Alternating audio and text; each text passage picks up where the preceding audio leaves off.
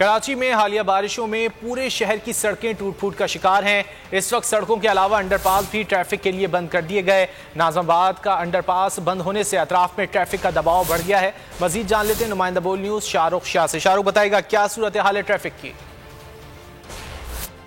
जी बिल्कुल, देखिए कराची में बारिशों के दौरान शहर का जो इंफ्रास्ट्रक्चर है वो मुकम्मल तबाह हो चुका है।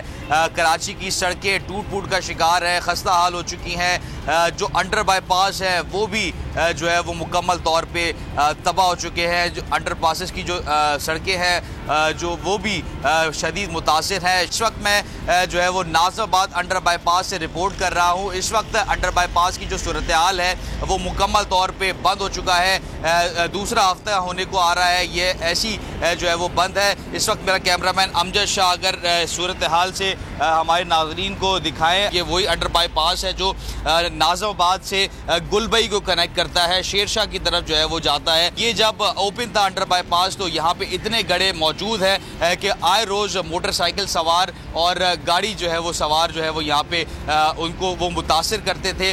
लोग जो है वो कमर और मोरों के जो है वो दर्द में मुब्तला हो गए। इस बिना पे जो है वो ट्रैफिक एहलकारों ने, ट्रैफिक पुलिस ने इस अंडर बाईपास को मुकम्मल तौर पर ट्रैफिक के लिए बंद कर दिया है। कराची के मुख्तलिफ इलाकों में इस वक्त ट्रैफिक आम है। बहुत शुक्रिया शाहरुख आपका।